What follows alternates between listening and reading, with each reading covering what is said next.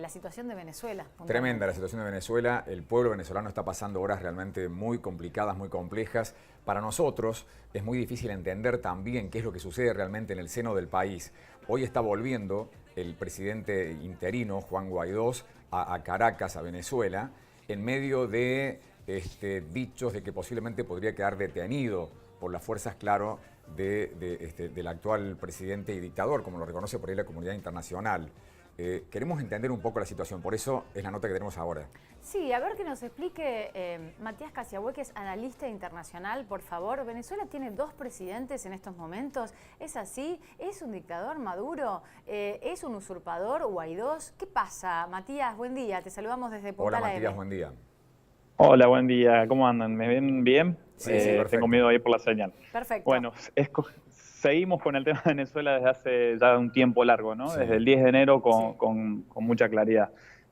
Un pequeño hecho es que el 10 de enero fue el día de la asunción de Nicolás Maduro, el único presidente constitucional de Venezuela, que fue electo presidente en una reelección en mayo del año pasado, en mayo del 2018. Y un sector de la oposición venezolana desconoció ese proceso electoral, ¿sí? Otro sector ingresó al proceso electoral de mayo del 2018, y en ese desconocimiento de mayo del 2018, parados en una serie de normativas constitucionales de la propia Constitución de Venezuela, plantean que Nicolás Maduro es un usurpador del cargo, ¿sí?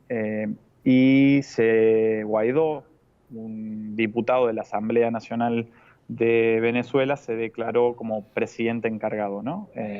A nombre de la Asamblea Nacional.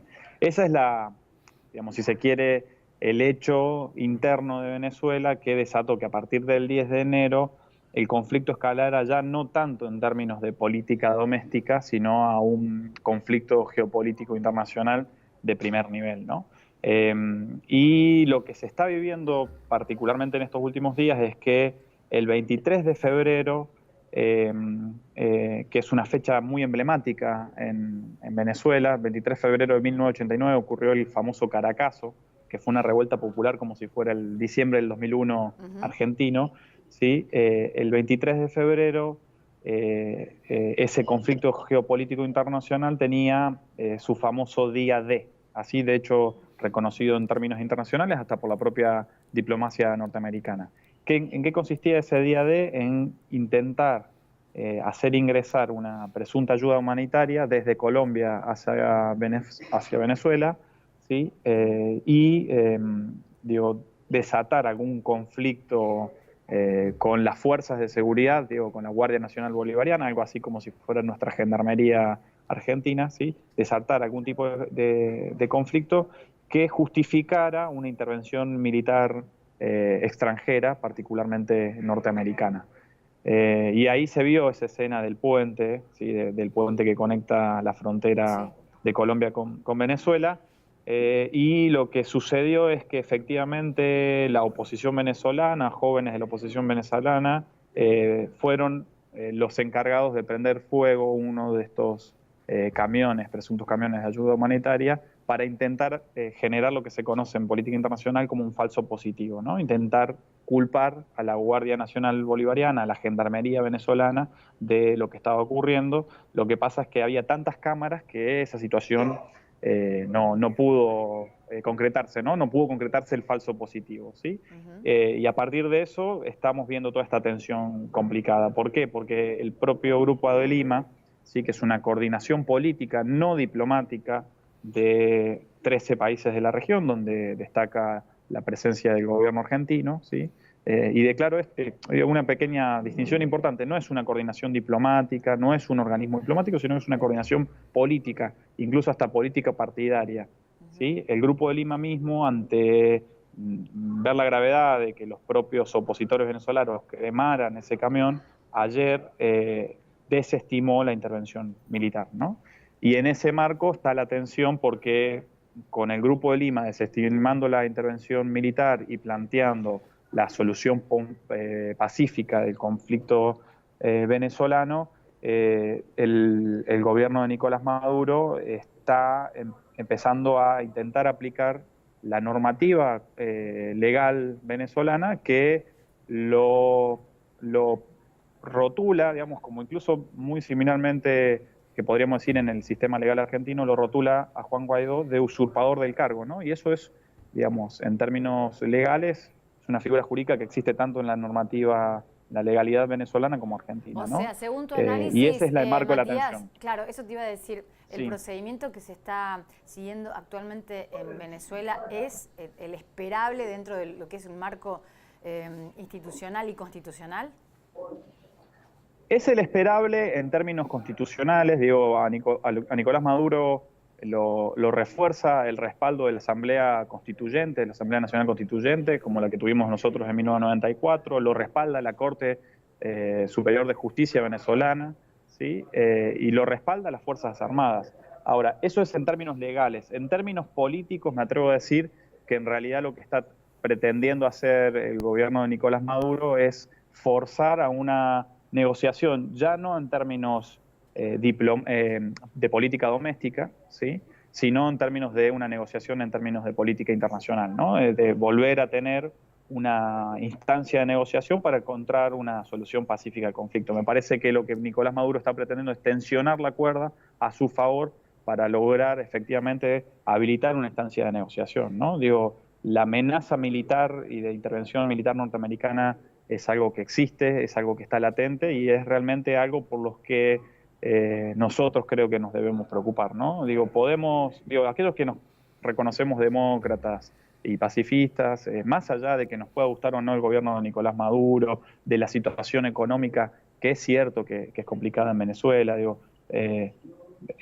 creo que debemos, sí, abiertamente y con mucha seriedad, sin banalizar el tema, plantear la negociación, ¿no? Plantear la paz como la única alternativa. Y en ese marco me parece que está tratando de moverse el gobierno venezolano, ¿no? Y de hecho se ha sabido en las últimas horas de ayer y las primeras horas de hoy que efectivamente se reactiva la instancia de negociación propuesta por México, Uruguay, con apoyo de un sector importante de la Unión Europea y el Vaticano, ¿no? Matías, que eso me parece que es importante. Ahora, ¿por qué el Grupo de Lima y buena parte de la comunidad internacional le da la espalda a Nicolás Maduro? ¿Cuál es la situación? ¿Cuál es la situación? Yo creo que hay un conflicto geopolítico, digamos, internacional de envergadura, de mucha fuerza, ¿no? Y el Grupo de Lima lo que articula son los 13 países alineados internacionalmente con el gobierno de Donald Trump, ¿sí? Argentina es, de hecho, dentro del Grupo de Lima, quizás el abanderado, ¿no? del gobierno norteamericano y de las pretensiones del gobierno norteamericano en la región, ¿no? Probablemente sea por los 56.000 millones de dólares que el Fondo Monetario Internacional, con el cual asistió la economía argentina el año pasado, ¿no? Claro. Digo, ahí hay una presión fuerte por que Macri esté fuertemente alineado con los intereses norteamericanos. ¿Qué pasa en términos de los intereses norteamericanos? Donald Trump se retiró en algún punto derrotado de la guerra en Siria, ¿no? Digo, una guerra que por la intervención rusa y china obligó a una negociación y obligó a un restablecimiento del gobierno de Bashar al-Assad. En ese retiro de Siria, la logística del petróleo, la comunicación necesaria, digamos, del petróleo de Medio Oriente, particularmente de Arabia Saudita, empieza a complicarse. Y Estados Unidos tiene en Venezuela, que es la primera reserva petrolera mundial, unas posibilidades inmejorables, ¿no? Piensen las distancias, ¿no? Piensen las distancias físicas, geográficas que hay entre Venezuela en el Mar Caribe y Arabia Saudita en Medio Oriente para abastecer, ¿no? de petróleo a la industria y a la economía norteamericana, ¿no? Y esa es la tensión, ¿no? Digo, yo creo que hay ahí una cuestión que no se puede entender desde lo ideológico, desde que no nos guste Maduro, desde que es un dictador, desde esa discusión más política. Digo, creo que efectivamente la discusión es geopolítica y Donald Trump ha conseguido, particularmente en este momento regional, un alineamiento a sus intereses como pocas veces se ha visto en la historia, ¿no? Digo, son 13 países, no son el conjunto de los países de la región. Recién hablábamos de México, de Uruguay, Claro. Podemos hablar de Bolivia, podemos hablar del CARICOM, que es la comunidad de países de las Antillas, digamos, de la región caribeña, digo, que están con Maduro, por decirlo en criollo, ¿no? Pero bueno, es realmente complicada la situación. Lo cierto es que fue tan burdo el montaje del falso positivo, del camión incendiado, del camión de la ayuda humanitaria incendiado por la propia oposición venezolana, que ayer la reunión del Grupo de Lima, particularmente a partir de la Cancillería peruana, bloqueó cualquier intento de escalar el conflicto ya abiertamente hacia un momento militar, ¿no? Que efectivamente sería que América Latina rompa su estatuto de paz, ¿no? América Latina como un continente de paz. Digo, si en Venezuela hay una intervención militar norteamericana, estamos hablando de una guerra en la región que puede tener profundas consecuencias, no solo para los venezolanos, sino para todos los sudamericanos. Claro, por eso lo planteábamos ¿no? al comienzo, ¿no? Es una preocupación latinoamericana. Hay, para finalizar, Matías, una fecha a la cual podamos, digamos, esperar algo, alguna definición, o esto es un conflicto que tiene su transición y su manera particular de avanzar? ¿Hay alguna fecha límite, digo? Yo creo que hay que ver lo que... A ver, esto es un conflicto que está día por día, ¿no? Lo que hay que ver es el transcurso de hoy, qué pasa efectivamente con Guaidó. Luego de lo que pasó ayer y que el Grupo de Lima desestimara la intervención militar o volviera a plantear más la salida diplomática o la presión diplomática sobre el gobierno de Nicolás Maduro, efectivamente, digo, el gobierno de Nicolás Maduro profundiza y tensiona eso en relación a Guaidó y lo declara en usurpación, digo que es una figura legal que existe incluso en Argentina. Creo que hay que ver lo que pasa hoy, si efectivamente lo detienen a Guaidó o no. Yo creo que no, creo que es parte de un juego de tensión.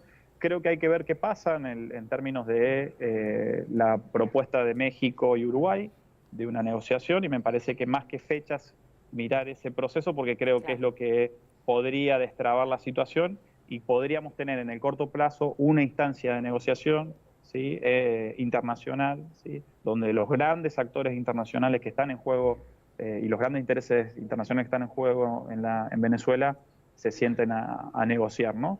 Eso por un lado, y lo otro que hay que tener en cuenta, más allá de las fechas, es que sí, efectivamente, hubo incluso noticias publicadas en el New York Times, ¿sí? De los movimientos militares norteamericanos, ¿no? Que no tienen fecha, pero que existen y no son simplemente ejercicios militares ni nada por el estilo, ¿no? Movimientos militares tanto en Cartagena de Indias, en Colombia, como en Panamá, que preocupan. Digo, más que fechas, mirar esas cosas, porque si efectivamente esos movimientos no cesan, estaremos preocupados y en una situación muy preocupante de una posible inicio de un conflicto militar, ¿no? Y eso me parece que es más la preocupación que fechas, es de movimientos y de escenarios, ¿no? Creo que... Exactamente. La semana que viene creo que vamos a tener noticias, por suerte, en términos de la negociación que propone México y Uruguay, ¿no? Que es lo que hay que seguir. Gracias, Matías, ha sido muy amable. No, por favor, gracias a ustedes.